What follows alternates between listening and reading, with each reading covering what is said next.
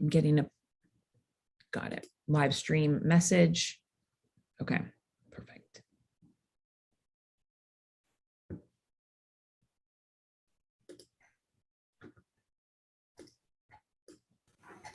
"13 people watching." Good. Well, welcome everybody. Thank you for coming today. For those in our Eastern time zone, it's 11 o'clock. For people in our New Zealand time zone, it's 3 a.m. So thank you, thank you. My name is Kelly, and we're just going to talk a lot about the Quahog community and how you can be part of it and get yourself involved in any way you feel the most comfortable. So I thought we could go around the room that are here today and introduce yourself, and then we can get started. Maybe Jessie can go next. Hi, my name is Jessie, and I work at Bywater Solutions, and excited to talk about the Quahog community today.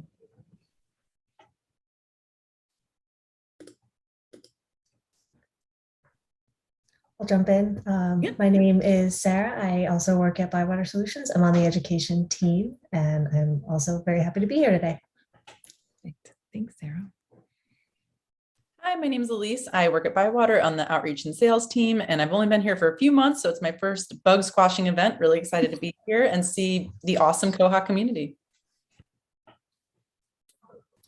I'm Lucas. I'm a web developer at Bywater Solution, and I've done a little bug squashing in the past, so I'm happy to be here and do some more. Yeah, and I'm David Nind. I'm a I'm web developer at Bywater. from New Zealand. I don't work at Bywater Solutions. And at the moment, I'm documentation manager, but it's been a bit quiet lately. And I've spent a reasonable amount of time signing off bugs. So over a period of time. So yeah, I love doing that. So.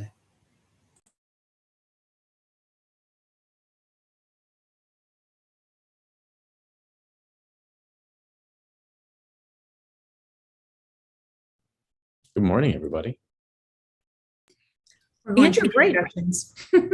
We're in I was doing that thing introduction. where I hold my breath because I can't tell if the meeting's, if I can hear everybody or not. I'm like, is somebody talking?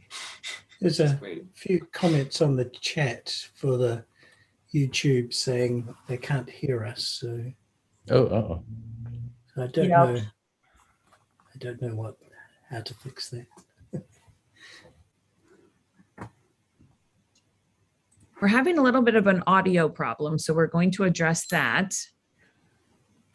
I don't know how to address that yet, but we are working through that.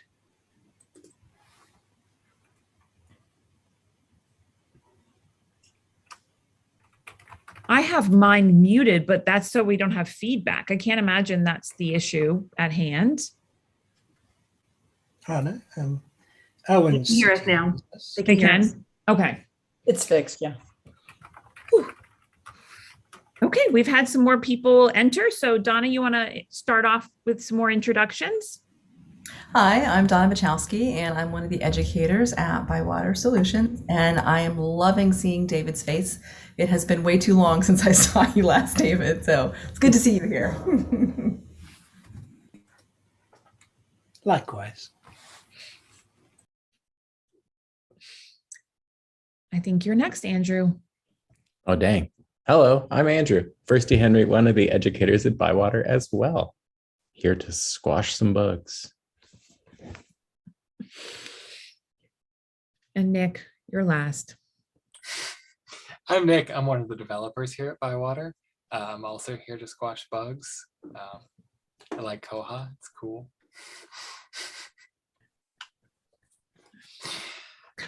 Okay, well, we thought we would start this event off by just showing you some of the resources that are available to Quahog users and how to start exploring those resources and getting kind of your feet wet. If you haven't gone into some of these places yet, start exploring the Quahog community that way. So I will share my screen.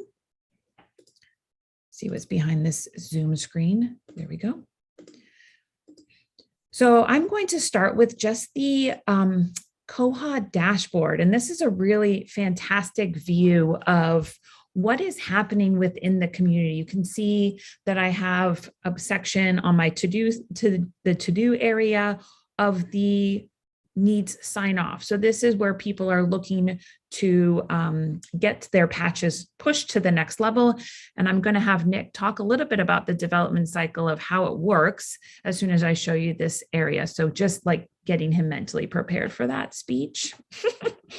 Another column would be needs QA. So once it's signed off, then we're going to get somebody else to look at it. And so it's great to see the different levels of how the community can get involved and actually what the process is once something has been submitted to the community as a bug. So Nick, will you talk a little bit about the bug cycle within the Quahog, and it's really open source community? Yeah, sure. So first off, just to say, everything we call a bug, whether it's an actual bug where like the software is doing something that you don't expect, or it's a new idea for a feature that you want, or some sort of enhancement to the existing features, they're all on Bugzilla. We call them all bugs. It starts with somebody filing a bug. And that's just them saying either something they've noticed that can be improved or new feature, et cetera, all of that. They file it in the community. Its status is new.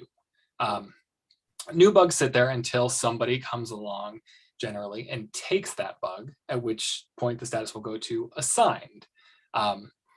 Assigned just means that presumably the developer plans to work on this, that somewhere there's a developer who's working on this code and writing it. They've taken responsibility for this bug. Once they have developed a patch, a piece of code to create the enhancement or whatever it is, they'll submit that to community and mark it as needs sign off. This is where then we need to get people involved. The bug will sit at needs sign off until somebody comes along and tests it. Generally, the bugs have a test plan on them. If they don't, feel free to ask. That's always a good question to ask. How do I test your code? But you come in, you see a bug that needs sign off, you test it. There are various ways to do that. We can talk about testing Docker, Sandboxes, all of that later.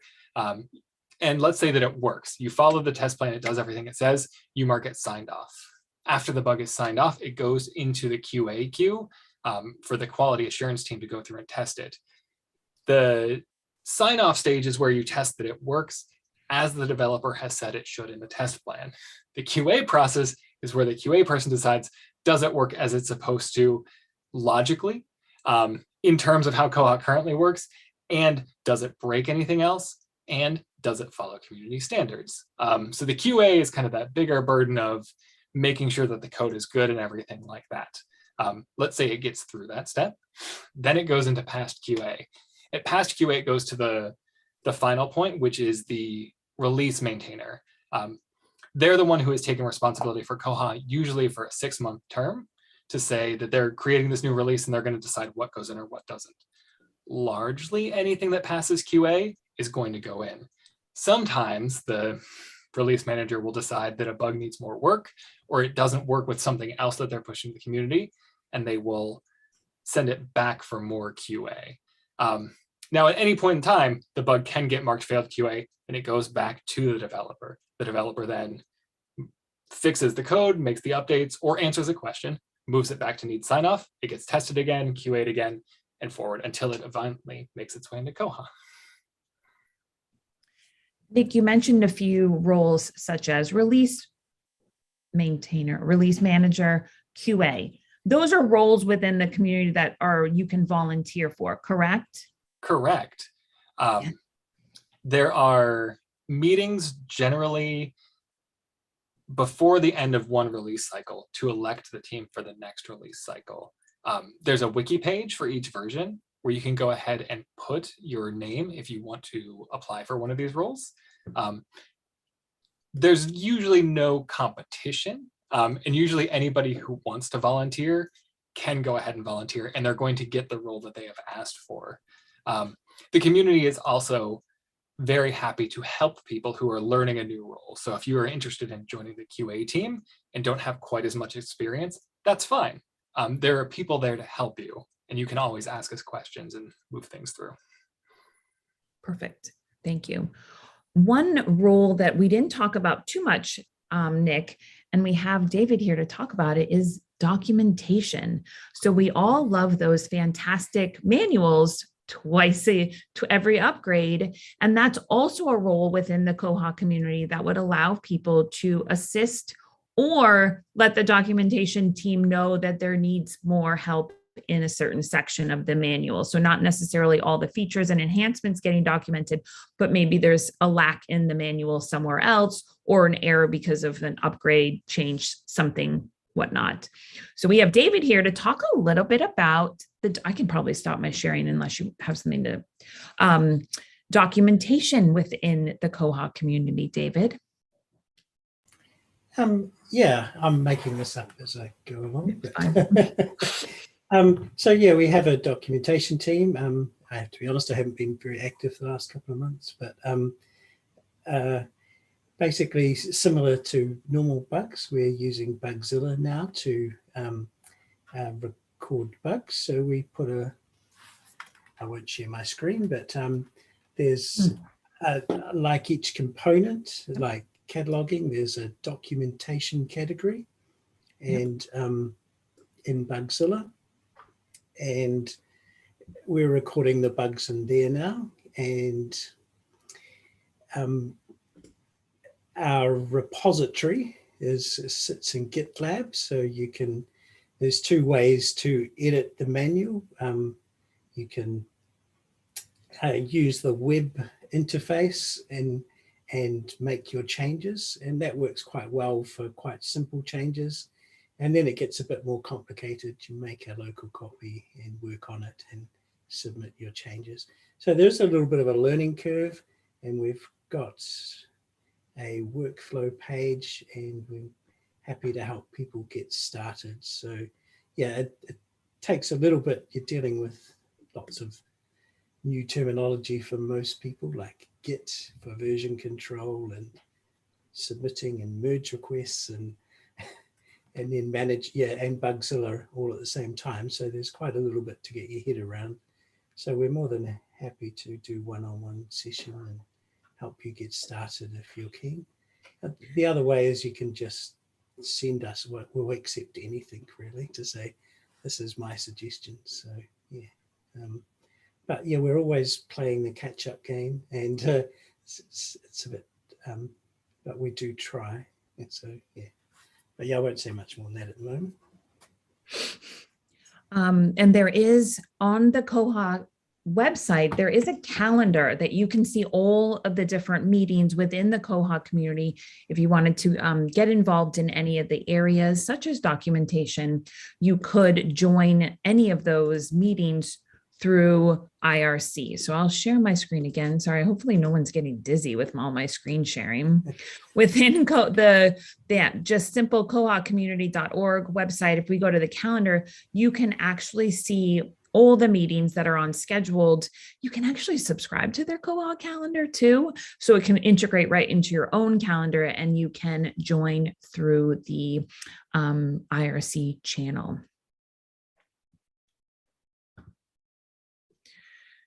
Perfect. So we heard a lot of interesting words in this first section. You know, if you're new to the open source community, maybe bug sounds pretty scary.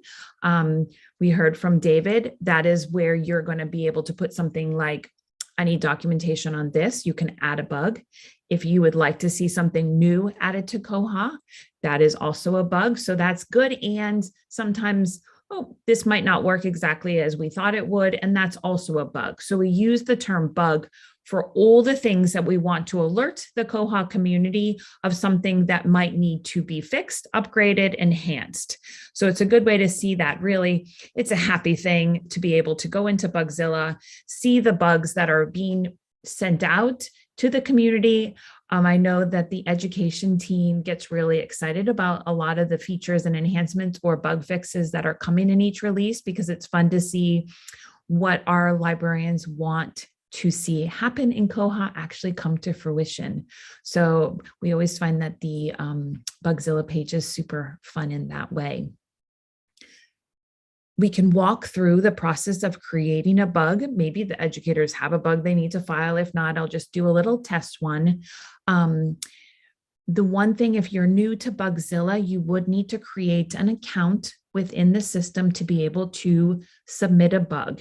You do not have to have an account to look at bugs and view them. But if you wanted to submit a bug or make a comment, and comments are really helpful too to the developers as they're looking at a test plan or what the person is really looking for, or how this could affect, say, a public librarian would like to see this, and an academic said, oh, but what about this scenario or workflow that may be forgotten about?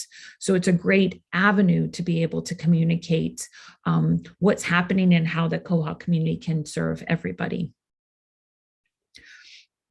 Okay, so I'm sure I'm putting you on the spot, education team, but does anyone have a bug to file?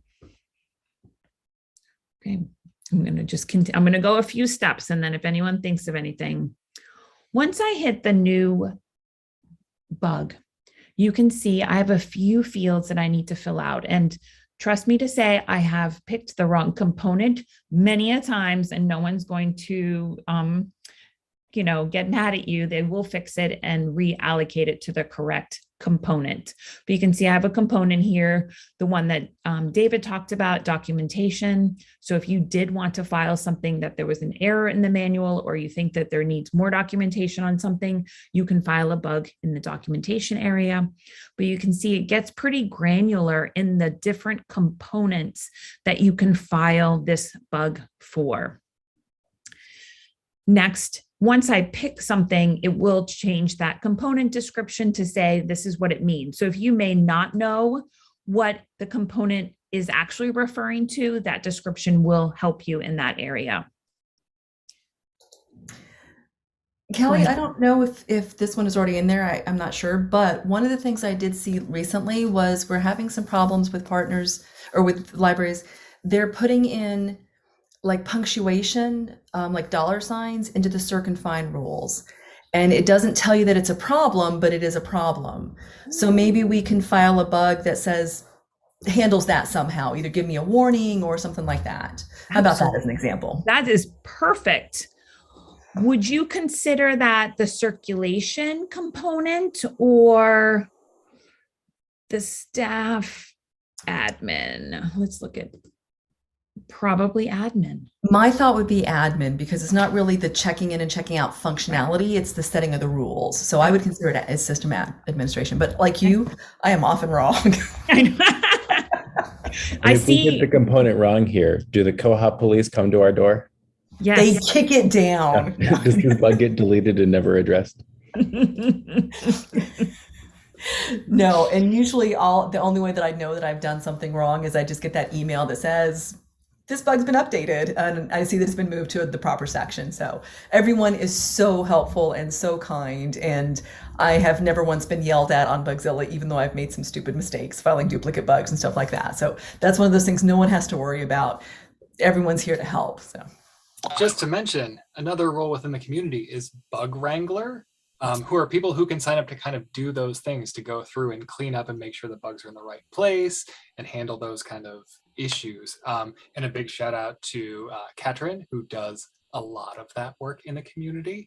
If you file a bug and you get it wrong, you'll probably see her name on that update. So thanks, Katrin, for everything that you do for us. Thank you.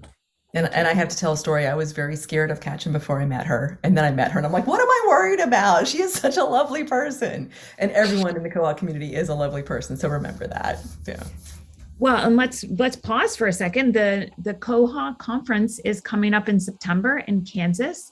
And part of the conference, there is a Hackfest, which I had no idea in the beginning what that meant, but it's a great time to get involved or watch somebody do the work of one of these positions and talk to folks and be able to maybe get more hands-on experience. So there is always a Hackfest at the end of the conference, and it's a really positive experience to be able to explore that area. Okay, so here we go. We're going to keep with the system administration, the version. Now, this is important if, say, you're using a version and you notice something happening, Or in Donna's version, it's probably happening all the time because it's not something that's recently changed or she's specifically looking at a version. It's one of those, like, it seems to be an issue. Okay, so I'm going to say master severity. If you're like, wouldn't it be great in the Quahog world to have this? That would be an enhancement. Donna seems a little bit of an issue because it seems to be causing some issues with circ rules probably working. Donna, is that correct? I think we get errors is what happens. Okay. Okay, so let's do this. I'm going to say minor. I don't know. That doesn't matter either. Yeah, that doesn't matter either. Now, your summary is really helpful. If you start typing Quahog, or the Bugzilla is going to figure out if there's something similar with that title. So if you wonder if this bug has already been submitted, when you start typing the title Quahog, or sorry, Bugzilla will start telling you if this exists already. So should we say characters? Not characters, special characters? I think special characters, yeah.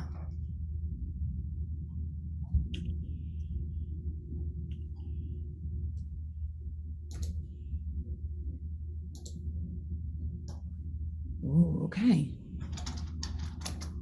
This is always fun to see some bugs that you might not have ever noticed before.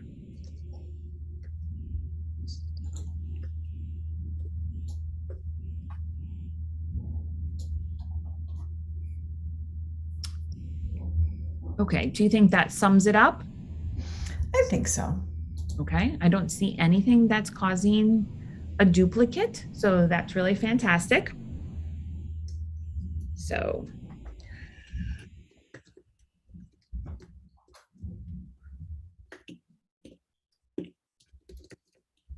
as dollar signs in the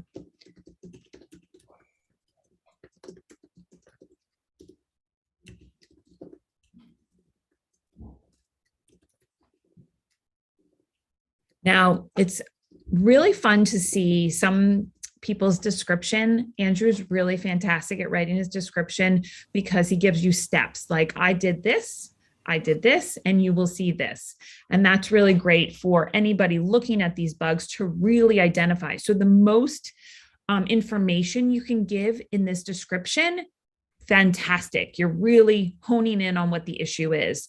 You can also create and add screenshots. So if you really want somebody to see what's happening, you can upload screenshots below, an attachment, and that's another way for people to be able to see what's going on. This causes errors. If a circle has a dollar sign in the fines and fees column. Okay, I will go back and put some more detail, but since everyone's watching me type, it's really kind of scary. Another thing to note, again, I said the attachment, I'm going to go ahead and submit this bug. Since I'm logged in, I will get an email saying that I filed this bug. I will also get an email if anyone makes any comments about this bug. So say Nick went in and changed the component to something else, I would get that information and I can follow that bug through the process of maybe it got assigned to Nick or a patch was applied to it and it needs sign off. So me as the user can follow that through. I work with some fantastic colleagues. What I may do is add more people to this bug so they can also watch the process.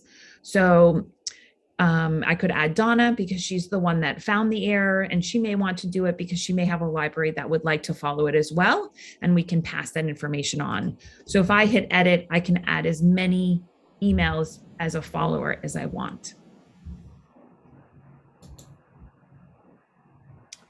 Okay, I'm going to go and just look at, I'm going to go back to my home. If you were looking to see if there was a bug already in existence within the Bugzilla, you can always use the search option here and do some key phrases. Nick talked about the different statuses within the community. You can see there's the status of new. If there are things that are in signed off or failed QA, those will show up. So I picked hold because that seemed to be a popular one. Obviously it is, but I'm looking for something in a different status than new. Oh, here we go. Okay. So this one is like a reopened one. What does that mean, Nick? Reopened? That means that it got closed at some point. Sorry, I had a feedback there for a second.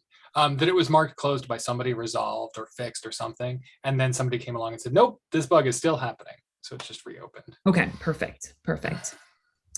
So the ones that we feel as though would be a great way to highlight something you can do within the community is find those needs sign off and potentially go through that process of doing a sandbox and going through that test plan as Nick talked about.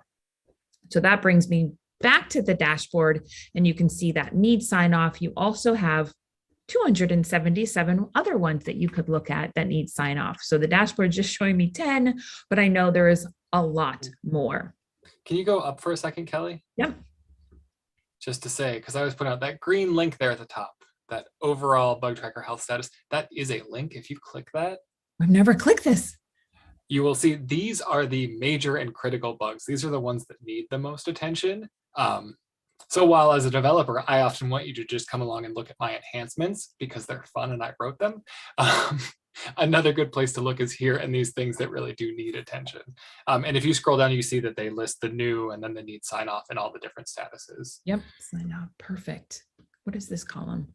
Major new, critical new, okay. In an ideal world, we would have no critical or major bugs before a release. Yes. But yes. some of these are subjective. So we are going to, I'm actually wanted to pull up one more site, so I apologize. Community sandboxes. Within the Quahog wiki, there is a place to go that you can find sandboxes to play around in.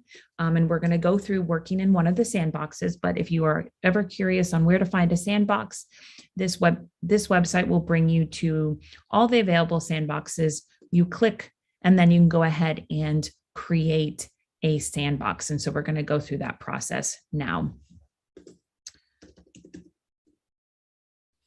But Andrew created one, but I'm going to create one more while we're doing the other one, so we have a backup. It takes a few minutes to create one, so we're going to go through the process and then we'll look at Andrew's. Very simply, what we need is just to give our name, because that's going to push to the Bugzilla to say who worked on this bug. Your email, so you can follow the process. The name of the sandbox. Let's look at this one.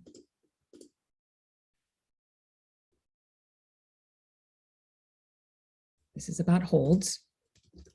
And this is 8367. You can add any information here. You don't need to. You just need to enter the security question on what's the world's first open source ILS. And we'll go ahead and submit that. Okay, so you can see the difference between myself and Andrew's sandbox is Andrew has an access link to both the staff and the OPAC. Mine hasn't quite given me the opportunity to get into that because it's being built as we speak. Okay, I think I've probably talked a lot. So maybe Andrew wants to sign off on his bug that he's created for us. I'm going to stop sharing. He's super happy. I can see he's so excited. Oh, sure. Let's see. Let me grab my window again here. Thank you. No problem.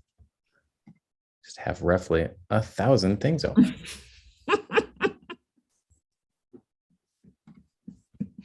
Okay, I'm gonna kick this into full screen and get everybody's Zoom faces out of the way. and reload my page. Mine still says provision pending here because I have not loaded the page since it actually finished. So there, we're caught up. We've got Kelly's other sandbox there and mine, and I'm going to log into the staff side. It does say on the bug squashing page, the username and password is Quahog. Yeah. Okay, and then I need actually the bug itself, because I'm going to need to follow Nick's test plan. So this is what this is, Nick's patch. And hopefully whenever you go to sign off on a patch, the developer has given you a nice clear test plan that walks you through what you need to do to like find the bug and identify that it has actually been fixed. We're jumping in a little bit along the way here. Nick's got a couple of steps to start that are just sort of confirm the error behavior and then says apply patch. And that's where we're jumping in because the patch is already on here. So we're going to turn on holds split queue and holds split queue numbering. Andrew, what is this bug about? Oh, that's fair. Sorry. Let me back up. As Nick describes here on request.pl, which is the site where one makes holds. So, and you'll see this in Bugzilla a fair amount, people referring to pages in Quahog by like parts of their URL.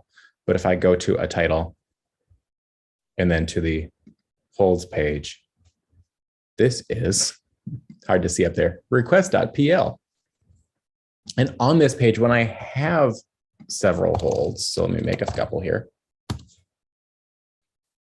Let's hold for Henry, Edna. These are all your good friends on the Quahog testing Docker that you haven't met yet, if you have not been signing off on bugs before. Okay, so this is about this list here. And in fact, we can already see what it's doing. Normally on this page, we get just little drop downs to change these priorities. And they're a little weird. And this is changing those into numbers instead to make it a little like easier to use. As Nick says here, for a record with many holds, 100 plus, this dropdown is large and difficult to use. In fact, let me just grab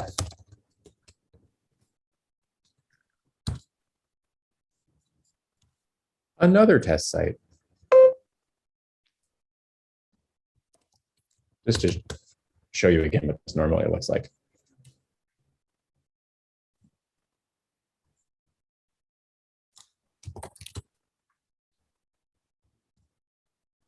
So normally you've got a little drop down here that gives you a list of all of the priorities that exist in your hold list.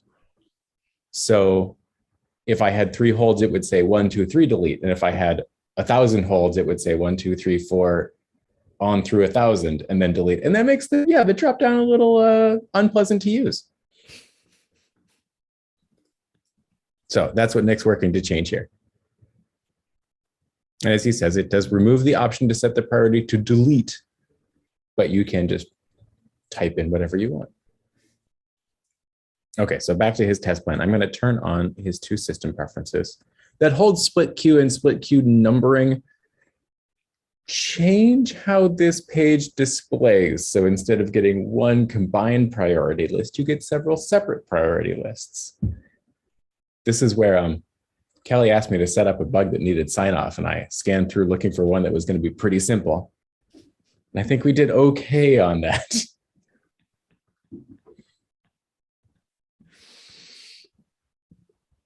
You did amazing, Andrew. Thank you. It can be a hard target to hit sometimes. These really come into play when you're doing local holds priority. That's when you'll have those separate queues, and it's kind of trying to show you, if you check in an item at each different branch, how that one is going to be routed, because your queues are a little bit separate then. So I'm changing these 2 system preferences to say, zoom in a little bit. On the hold queue, we want to split that list into separate tables based on pickup library. I'm going to have to adjust my holds a little bit to make that actually be distinct lists. And that also we should, instead of showing the actual priority number, so who's 1, who's 2, and who's 3, instead estimate virtual priorities per group, which, as Nick said, like if we were using local holds priority, that would be a more accurate reflection of what order these are all going to trigger in. Holds are cool, y'all. So complicated. We have a great time. So I'm going to come back here and reload this page, which so far nothing has changed because they're all still for pickup at the same library. But I'm going to change one of these. Update holds. And now my pickup locations are split as they should be. But hey, Nick, should I be able to change these? Oh, good. We could go back and look at the bug and see what it says. Yeah, once you split the holds queue, you can no longer use the priority numbers, or at least when they're numbered that way, because they're not real numbers anymore. That makes sense. That 1 and 2 are just a virtual 1 and 2 in this queue. So you have to use the little buttons to the arrows. Okay, so we'll follow your test plan. We confirm that the drop downs are gone. Hooray! They are numbered virtual or actually according to split queue numbering. We had them numbered actually before, and now they're numbered virtually. We can flip that switch if we want, see that it changes.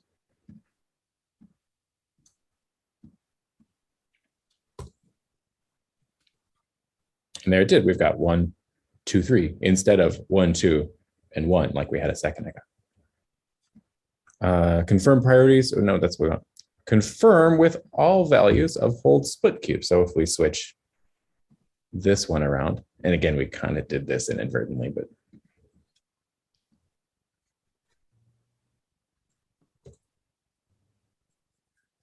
now that's where things get a little messy. Can you scroll up to the top of that so I can see what the actual error is? Hold object. Now, if you were not lucky enough to be sitting on Zoom with the person who wrote the patch, this would be the point where you would mark this failed QA and copy some of this error message, maybe like, yay much, enough to let Nick get started. Ultimately, he's probably going to have to go put this patch on his own testing site and play with it and figure out what's going wrong. Wait, Andrew, you want me to mark this as failed QA? Isn't that going to make Nick mad at me? It is going to, no, it's not going to make Nick mad again. There's just for me, there's such a, I'm failing something that makes it sound so terrible. Isn't there something nicer that I can do? No, Donna, it is a great thing because it means that someone has paid attention to what I've done. I have put this code, this beautiful little baby out in the world, and somebody has come along and said, I love this. I want to make this real, but it doesn't work. And so if I'm mad at anybody, I'm mad at myself. But no, you should never hesitate to fail QA. It's also a great way to get the developer's attention.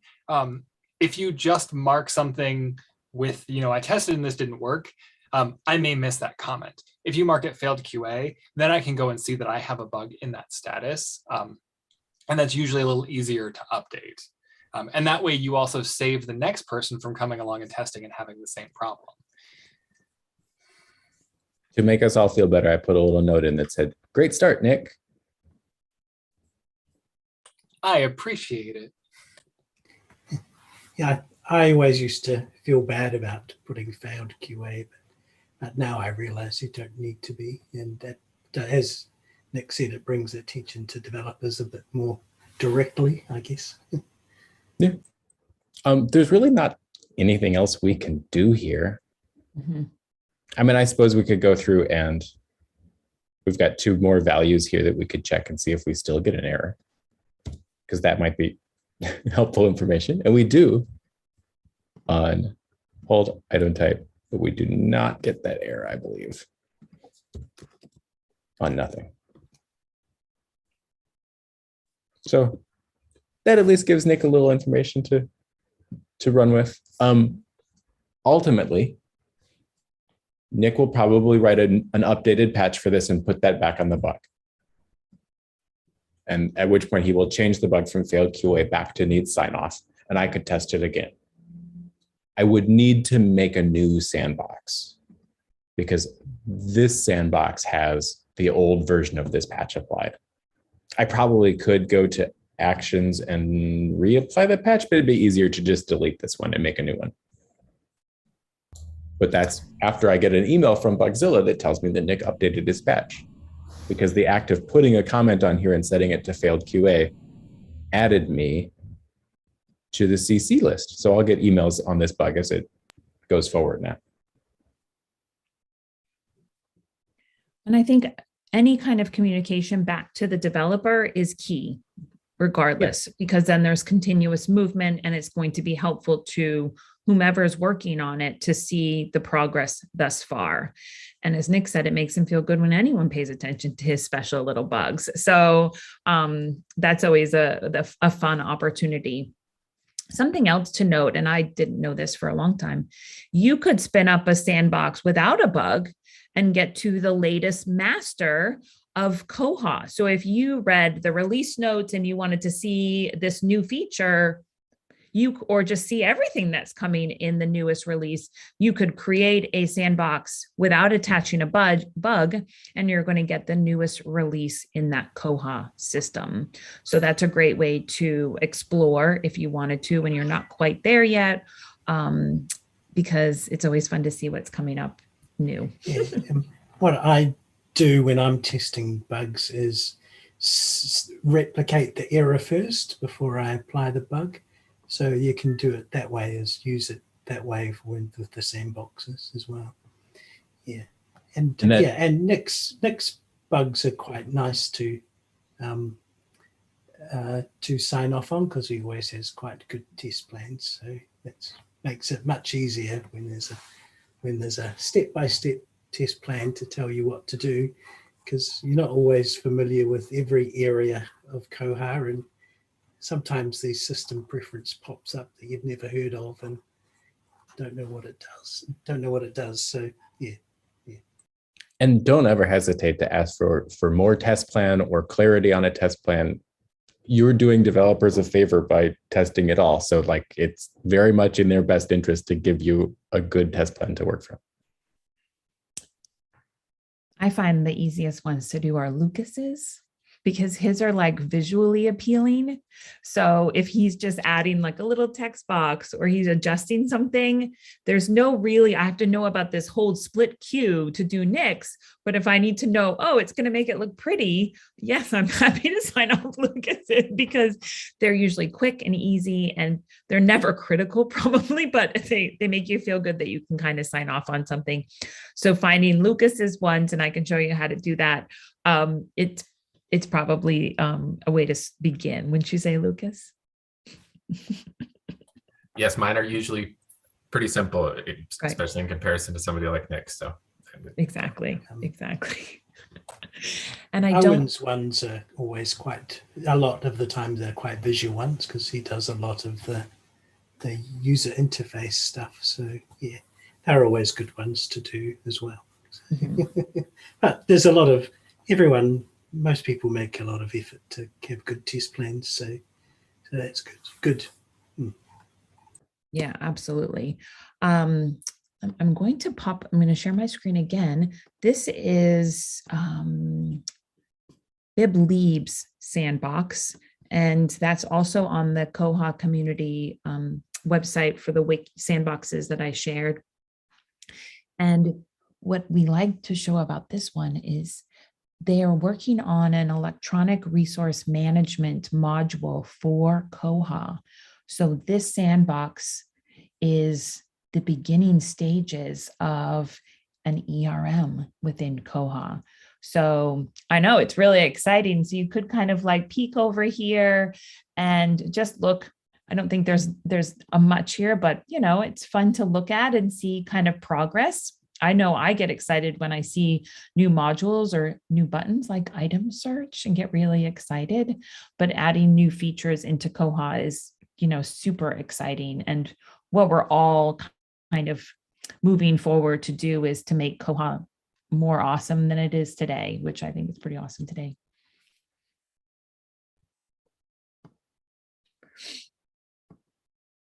Okay, well, do we have any questions from YouTube? Just some comments about if you do have to fail something, just to come back to that, don't hesitate to mark it. Don't be shy. Don't hesitate. Thanks, Katrin.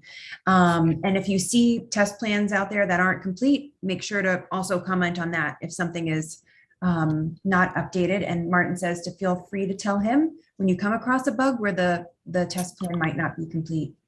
And Katrin also says that Owen's bugs are also really pretty and visual if you're looking for ones to sign off on. Oh, I should show you how to do that. This is just an easy, like, if I go back to the dashboard, go back. Oh, dashboard. And then I go to need sign off. So the assignee right here is whose patch it is. So you can see there's David Cook. There is, let me find Lucas. It's alphabetical. There's Kyle's. Oh, there's Lucas. So Lucas, that's how I go. I usually go right to Lucas's. And now I know I can go right to Owen's. So there's Nick's, he has a lot, and there's Owen's right there. So, you know, if you start to realize, oh, this would be something I could look at or just see if I feel comfortable. So one of Lucas is a horizontal scroll bar in acquisitions. That doesn't seem too bad. He's got 5 steps. You know, see that scroll bar, and he's improved it. So, you know, that's really fantastic. Can I point out a few more things just here, Kelly? Yes. If you scroll up. Yep. So one, I think Kelly mentioned before that you can add people to the CC list, but also if you're signed into Bugzilla and you're new to a bug, that little add me to CC list box will be checked, and you can just come here, hit save changes, and that'll subscribe you to all of the things here. So generally, if you want to if you're interested, you don't have to do anything beyond hitting that. But I also wanted to point out some of the other things on this page that you can edit. Okay. Over under importance, that first column, that P5, we don't generally look at that much. You can change it if you want, but the next box where it says enhancement, this is one that librarians and other people testing can come in here and change. If this bug is impacting you directly and you feel the community needs to take it a little more seriously, you can move it up to the next level. Critical and blocker tend to be data loss bugs, things that kind of prevent Quahog from functioning at all. Major is kind of the next step where it's like, this is impacting workflows, this is making life hard for people. Normal is, I don't like this, but I can work around it. And minor is, you know, this would be nice. This would be nice. But if you want to come in here and raise the priority of something, feel free to, depending on your interactions with it. The other things that to note here too is the version. Most bugs are targeted at master, but if you encounter a bug in a version that you are using of Quahog in production, you may want to mark it as that. And then someone in the community can come along to test whether it is in that version or actually in master. I think those are the good things. Yeah, Could you clarify the difference between enhancement and new feature under importance? So new feature is when it's really a kind of new area, something that Quahog didn't do at all before. I don't want to say that it has to be a new link somewhere within Quahog, but it's kind of along those lines. So if it's a new tool or a new administration page, something that Quahog had no way to do before. An enhancement is usually like, this feature doesn't quite do what I wanted. Like, it'd be great if automatic item modification by age also let me automatically modify items by shelving location or something like that. Kind of those things. The other one, the reason that this occurred to me was because under assignee, see how Lucas has assigned this one to himself? When you were going through that list back there, Kelly, there were a whole bunch that were need sign off, but also assigned to nobody. Which means us developers did a bad job of taking the bugs when we did them. You also, I think you can vote, which don't always look at, but is actually a good thing to have to see. If you click vote, I think you have a certain number of votes per time period that you can assign to something. There you go. You have 200 votes allowed. So you can allocate them to the different bugs that you want to see. And developers actually can search by this and find the bugs that have the highest votes. I don't know that we all do, but we probably should. I believe that there was just a conversation in one of the listservs about voting in Yes. Bugzilla. I was just going to say there's an active conversation on vote possibility in Bugzilla on the Quahog mailing list right now. Oh, Yeah. And these are my votes that I've voted. And when they're crossed off, that means it's already done. Like not that maybe my vote didn't count, but I can see it. I know that this is happened and this has happened and this has happened. But I can certainly add more votes to add published on column to missing issues table. And you could remove, for ones that have already been fixed, you could take back your votes because you need them. You want to put them elsewhere. You don't want to keep having them on that one. Exactly. If I could go like that. Yeah. Okay, perfect.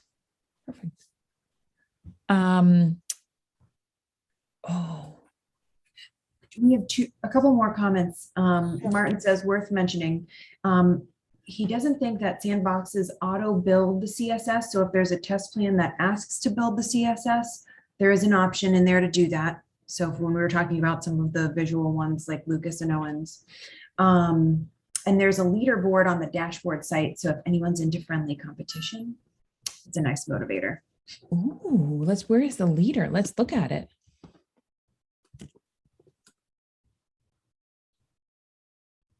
Now, I will say that was one of my motivations when I was testing bugs to get my own testing Docker instead of using the Sandboxes, was that I wanted to personally get credited. Because yes, I'm a glory hog. I like to see my name there. So if you scroll down, Kelly, just a little bit further, right there, there you go. Rescues, sign-offs, past QA. So the first row is just for the month, and that second row is for the year. I'm doing a good job of rescuing things. Jobu and Katrin and Martin and Tomas, lots of other people are doing a great job of passing QA on things. Oh yeah, look at those numbers.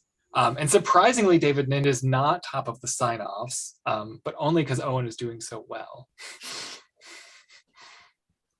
Well, Lucas is right there too. Look at everybody. What's a rescue, Nick?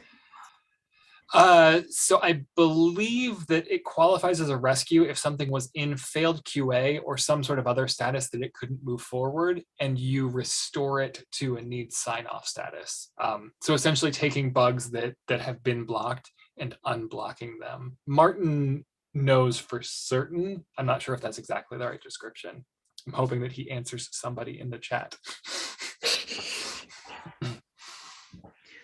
So if you ever sign off on something, your name will appear on this list right here. Let's see. Oh, Jesse's on there. Kelly's on there. Speaking of signing off, would you like to try to return to Nick's bug? Yes, I would. Let me stop sharing. You can pull up your screen, Andrew. Why did it get fixed? Well, that remains to be seen, but that is the hope. Okay. Yeah, I was just thinking like we never got to the part where you actually say like, signed off. So that's good. If we can sign off, it would be good. Yeah. Okay. So as discussed, I deleted my old sandbox and made a new one. And this time I didn't put the bug on first. I'm going to do best practices and follow the test plan entirely. That does mean I accidentally closed the bug. 30207 maybe? 270. Oh, that's really close. Yeah. You were close.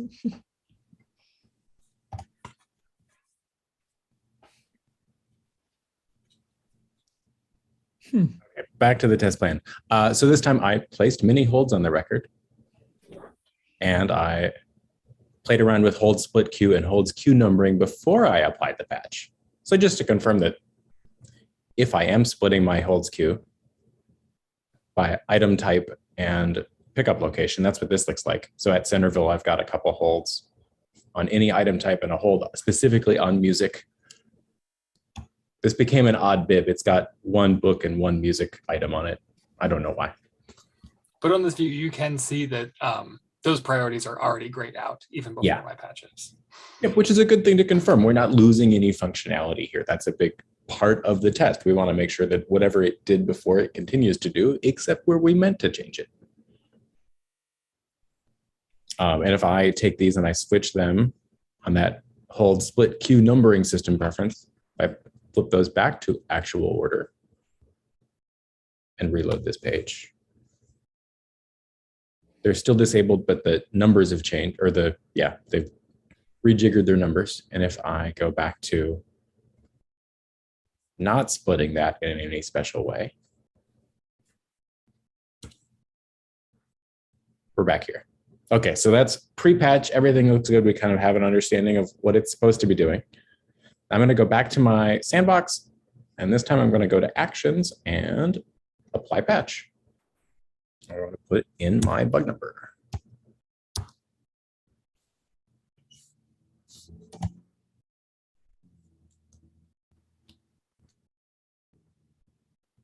Let's going to think about that for a second.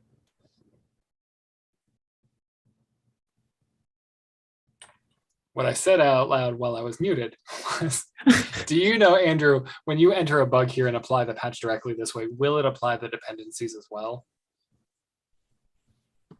I don't know. Okay. The answer is no. Why did it not? It didn't apply the dependencies.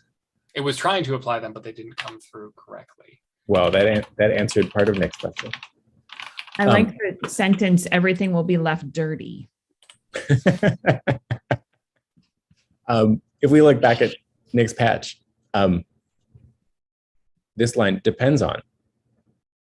The code here is based on code that was written in this other patch.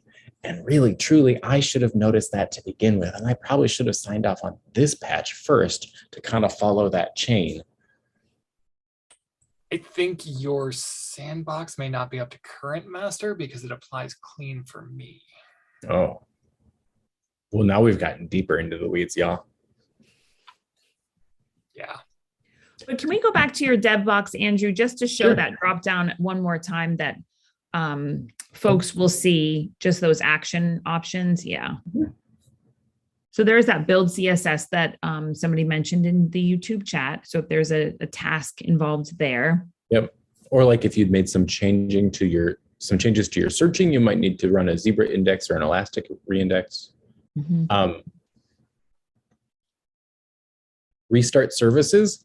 There are a bunch of things that Quahog's sort of always holding in the background, like cached values and things, that often after applying a new patch or making a big change, you'll want to hit that restart services button, which doesn't like delete any of your data. It just sort of tells Quahog to stop and restart all these processes that it's running. It never hurts to click it. And then Andrew did that apply patch because you can see his squash that sandbox doesn't actually have a bug attached to it. So he did it blank and then wants to apply that patch for that bug. For some reason, it didn't like that particularly well. Yeah. And then finally, if everything went successful and you feel really good about the process, then you click sign off patches, and that will automatically update Bugzilla that you have signed it off. And then it moves from that need sign off to sign off, which that saves you some extra work. Since it was happy the last time when I just applied it from the get-go.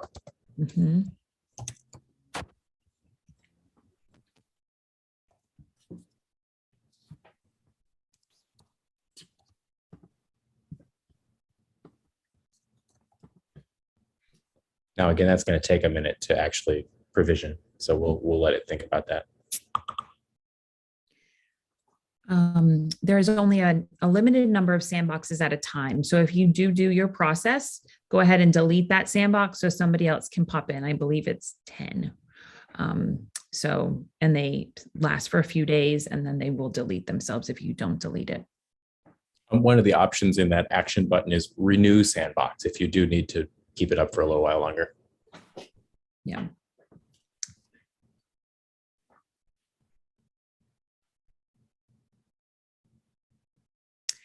While we give it this a moment or two, Jesse, any other questions or comments from the, we lost Martin. David and David's coming back. Sorry, go ahead. Martin said that rescued equals removed or failed QA, or removed patch doesn't apply. Okay. Perfect. Thank you, Martin. And we put the link in about, we were going to put the link in about the Quahog conference coming up. So I'll throw that into chat, or did you already do that, Jesse? You did. Okay, perfect. Wait, there's a conference coming up. Tell us more. Yes, Donna, let me click the link so I get all the information that's on the screen. QuahogCon 2022 will be in Lawrence, Kansas in September. So if anybody wants to potentially, it's September 20th through the 23rd. If anybody is thinking about doing a presentation for this upcoming conference, that will be open soon to be able to present any presentation, what do you call it? Like submissions, and probably registration will be open after that, and it will be super fun. So is this just for people in the United States? This is for everybody. We don't get to be in the United States very often, Donna. The last conference for Quahog was in the US was 2018. We were in Portland, Oregon. Last year, it was in Pakistan in December. So this is a chance to see all these international famous Quahog people from all over the world, right? Mm-hmm. Mm-hmm. And go see Kansas if you've never been to Kansas. So it'll be super exciting. I found out Lawrence is where KU is, the college, which I had no idea. Cool. Yeah, it's for any of y'all that if you haven't had the chance, it is so wonderful to meet everyone in person. I went to my first Quahog conference was the 2018 one in Portland, and it was amazing to see all these people that I've been seeing online for a few months, their names and stuff, and it's just so cool to meet everyone. So if you at all have an opportunity to do this, definitely do it. And then you can start saying, we're not in Kansas anymore as soon as you leave. So, you've got a catchphrase for the next year or so. I'll stop talking. Or if you have any red ruby shoes, you have your opportunity to wear them in Kansas. Whatever. Just waiting for a lot of my bug reports to get failed with. We're not in Kansas anymore. It stopped working. Please, we're just a little over an hour, and I don't want to take too much of people's time. And I appreciate everybody that's in this Zoom and everyone that's watching YouTube. If you have any questions at all, please do not hesitate to reach out to the Quahog community, to your Bywater folks, log into IRC, ask those questions. When I say it, they want all the comments and suggestions that you have is true. Like, let's make Quahog better and better and better, which makes everybody happy. So please, please, please do not hesitate to get involved in any way you feel that you can. And we're happy to see anything happen. And thank you all. You're amazing. Thank you, Kelly. You've been an Thank awesome you, part of this. Thank you. Have a great day.